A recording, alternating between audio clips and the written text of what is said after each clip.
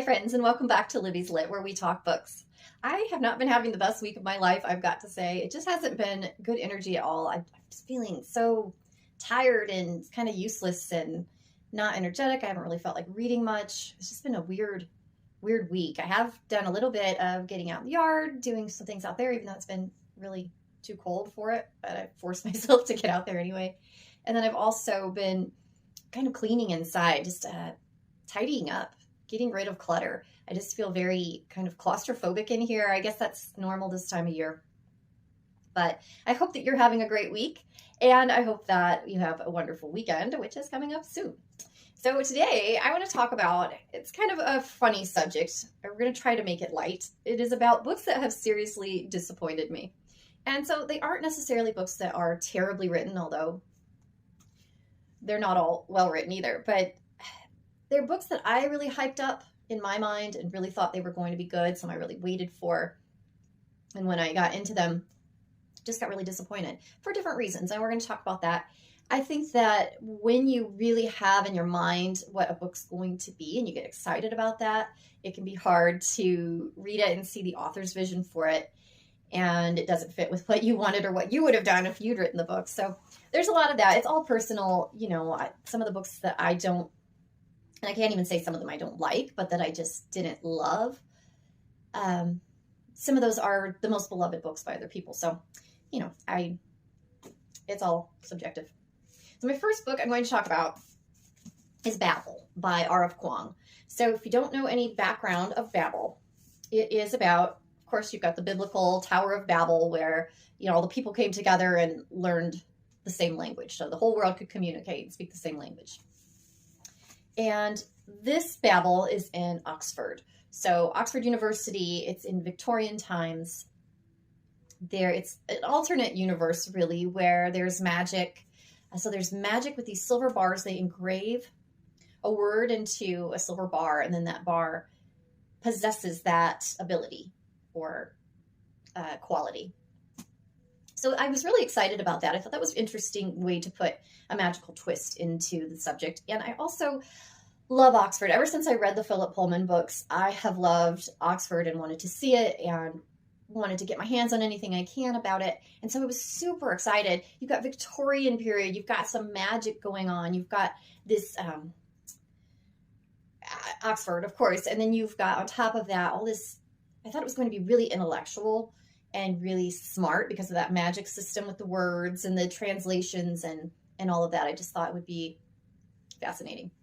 So R.F. Kuang, Rebecca Kuang, she wrote this book. She did go to Oxford, and she's fairly young. I'm not sure how old she is, but, I'm an older reader, so I guess you can account for some differences in taste and style and that sort of thing. I was disappointed because I guess I'm in love with Oxford, and this is it's kind of anti-Oxford, the whole book. So I was disappointed in that. But it starts out, there's a character named Robin, and he has named himself basically after he gets taken from his home in China where his family has died. And he is taken by this wealthy man who works for Oxford and trained.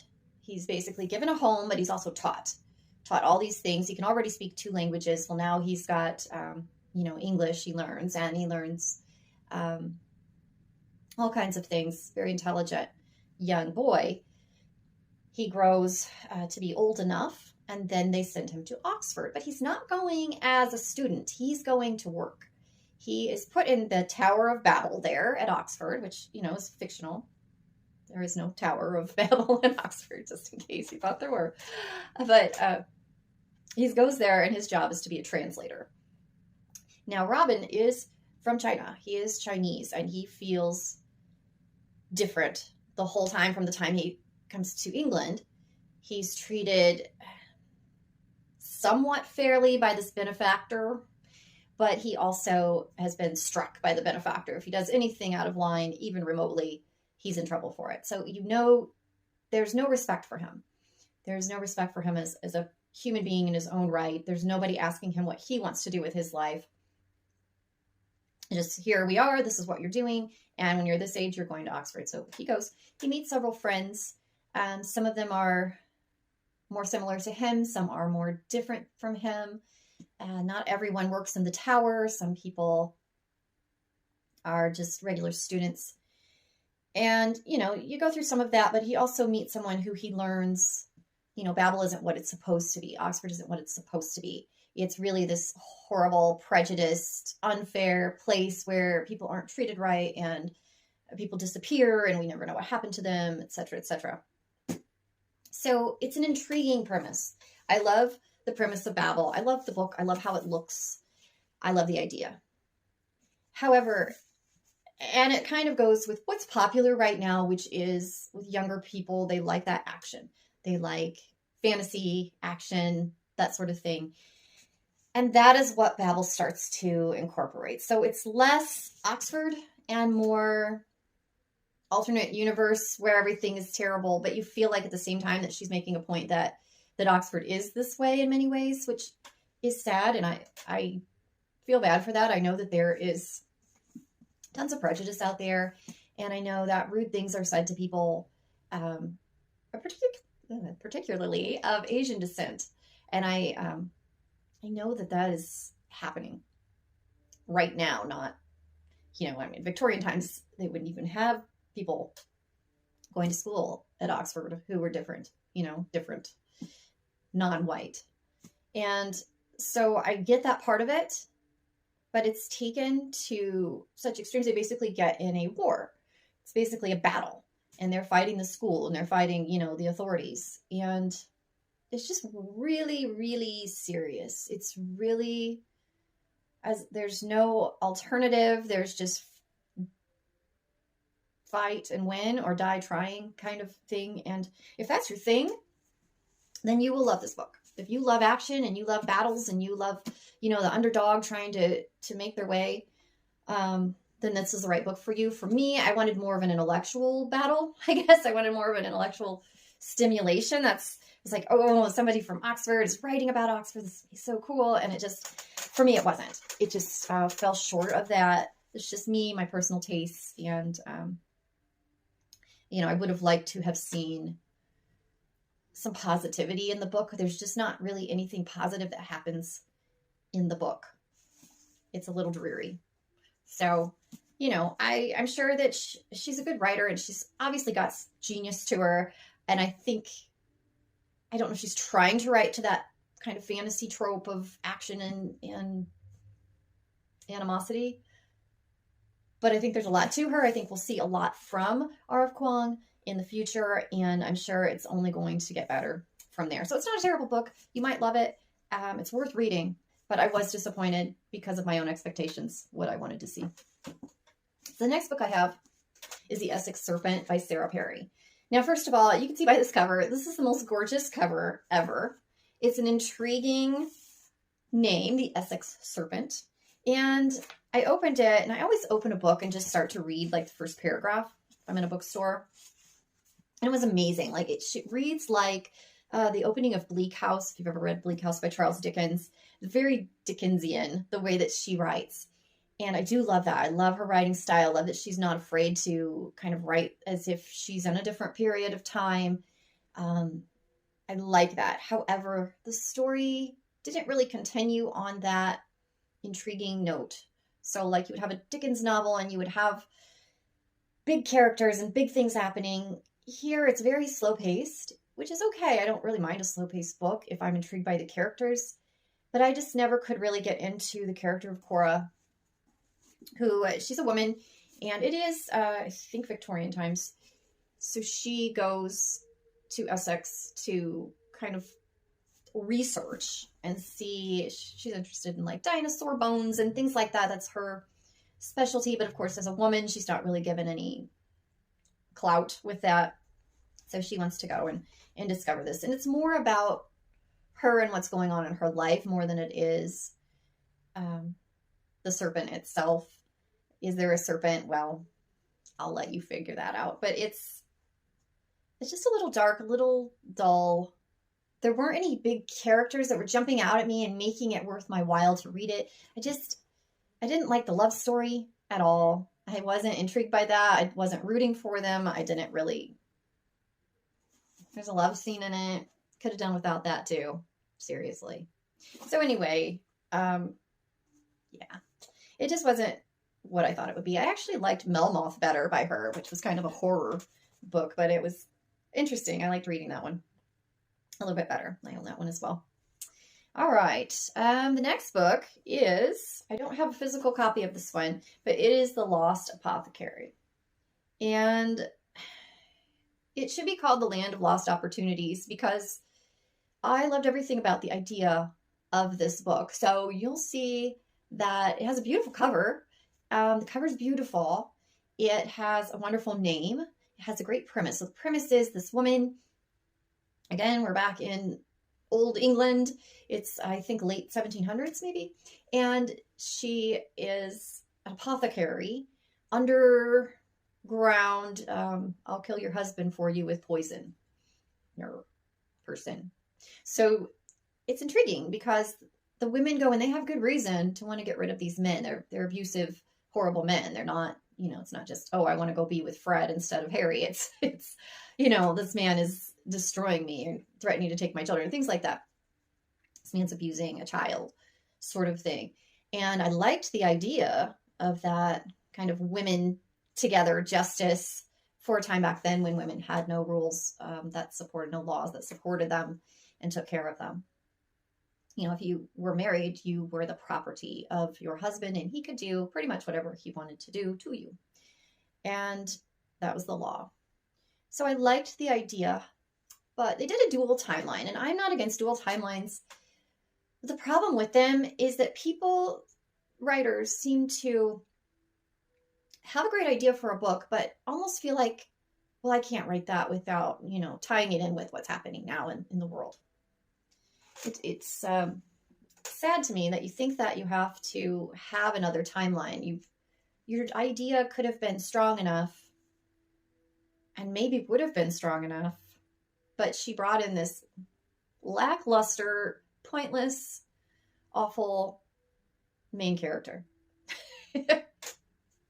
So Sarah Penner, she's the author.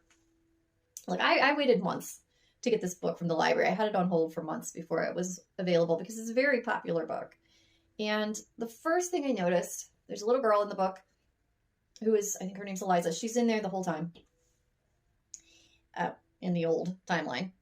And she has been abused and she comes and wants, basically to kill this guy off. She's a young girl who's a servant. She was basically homeless. She's uneducated. She's, if you've ever seen a British film or you are British or anything, you know that someone in that time period, a child who was poor and hadn't gone to school, is not going to speak like someone who has. She didn't make any effort for this child to speak like a child. She's I think 11, 12.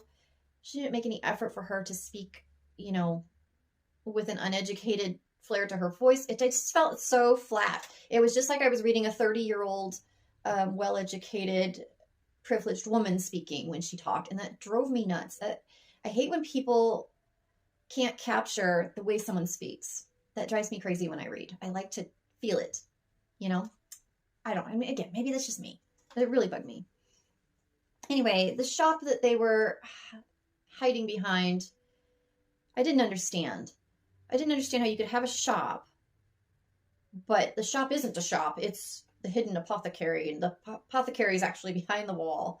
And if you go in and you put your whatever happened that you want fixed in the flower bin, then she will take that out and, get you your poison. It's just very strange to me. It's very odd. And I thought, what if somebody went in there and wanted flour, then what? So I felt that was very implausible. The modern character, I don't like her at all. Okay, she first starts out, she's getting ready to go on a trip to London with her husband. I believe it's their 10-year anniversary. Right before they're due to go, she finds out he's cheating on her. So she decides she's going to go without him. Good for her. I like it so far. But then she gets there, and it's like the trip of a lifetime. She wanted to go to England forever, and she's finally there. And There's so much to do in England. There's so much to see. And what does she do? She mucks around on the beach, the mud along the river, and finds a bottle. And the entire trip that she spends in England is her trying to find the origins of this bottle and find its story. Now look, I don't know. She she goes to, I think, a museum or a library. I can't remember which, but she finds a historian. Of course, they become instant friends, because you always become instant friends in another country with someone you just meet who's working at their job. And they become instant friends. She instantly pretty much finds where the shop was. She finds these papers. No one has seen the shop. Nothing has changed in there in all these years from, the end of the 18th century. And it's just so implausible. It's just, I don't understand why she's doing this.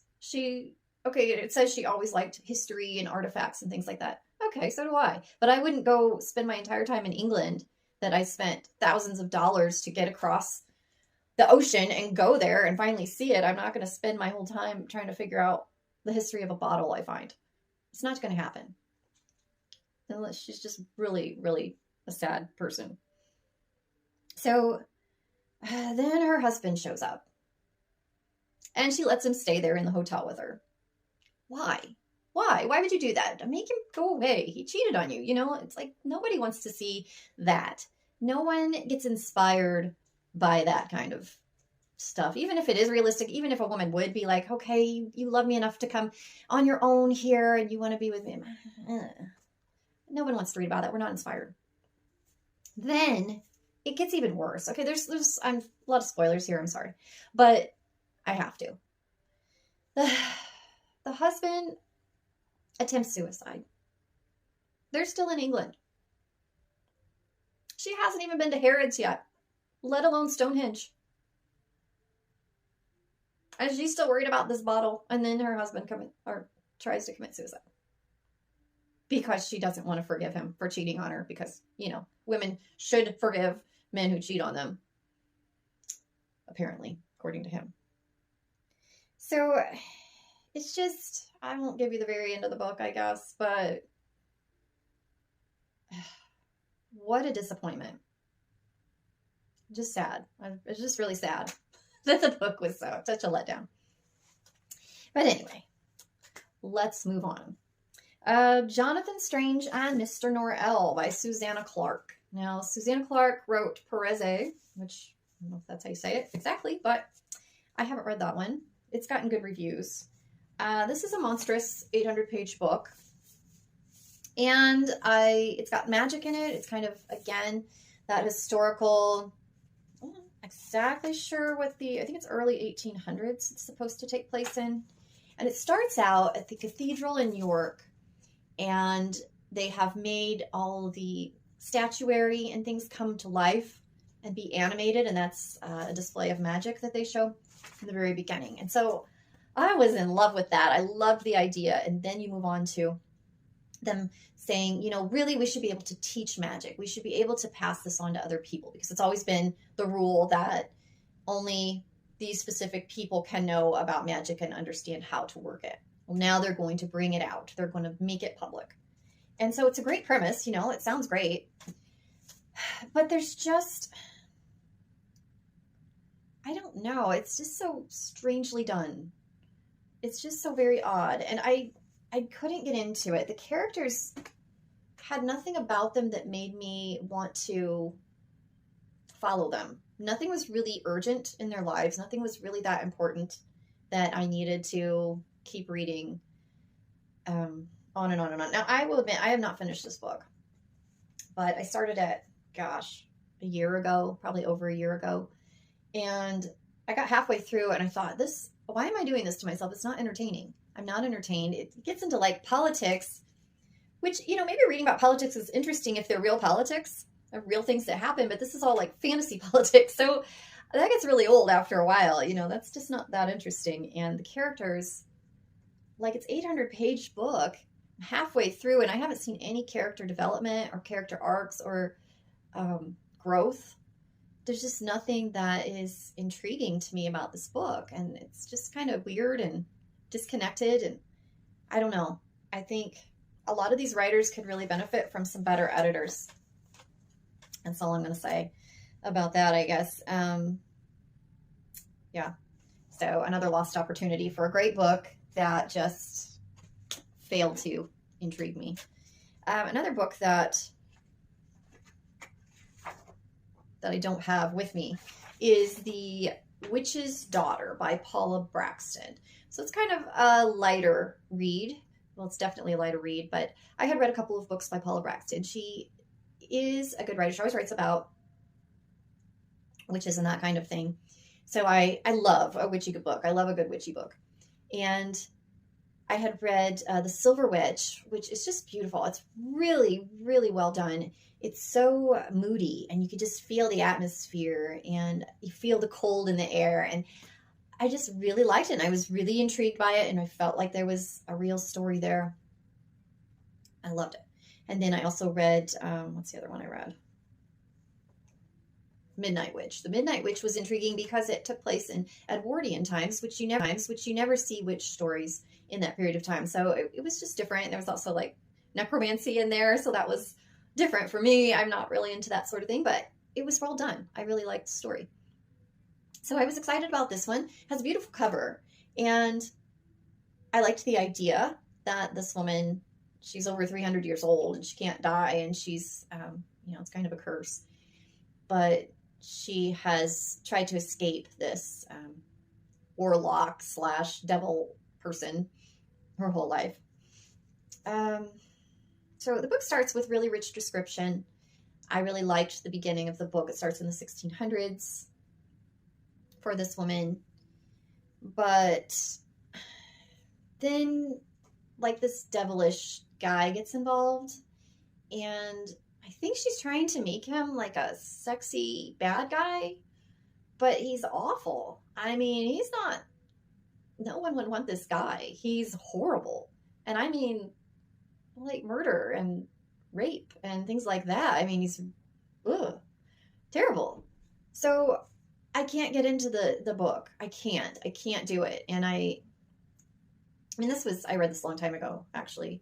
And I never finished the book. I just couldn't do it. I wrote a scathing review of it on Amazon too, because it made me so angry. It could have been such a great book. And I know that Paula Brackston is a great writer. And so it made me upset that she went down this trail, because I hate a witch book that puts all like devil stuff in there. And witches have relations with the devil. No. Give me pure kind of exciting witchy stuff where they're making herbal concoctions and they're doing good things and they're, maybe a little bad things too.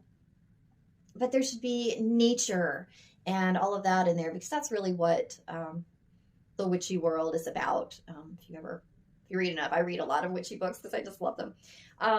What I would suggest, if you're into witchy books or books with magic, since I've had 3 books there with magic that I didn't like, I would recommend Alice Hoffman. She is so good at just incorporating things like, someone walks through a field and suddenly flowers come, that sort of thing. And that's a really cheesy way to put it, but that's kind of more the essence of how she writes. In particular, I thought she did a great job with magic lessons. It's in the Practical Magic series, which I didn't love all the books, but I thought this one was really well done. It's about the ancestor who started their family curse. And it's really good, really well written. And Alice Hoffman is just the most beautiful writer. So there's a recommendation for you if you're into that kind of book.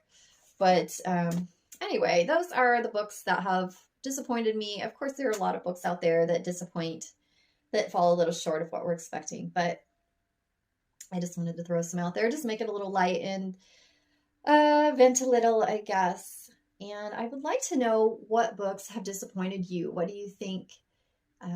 What's something you got really hyped up about, and then you read it and you were like, what is this? What did they do to my beautiful idea that you created and then got me excited about? So just let me know what you think. Put them in the comments, like or subscribe, and I hope you have a fantastic weekend and start of next week. Thanks a lot. Bye.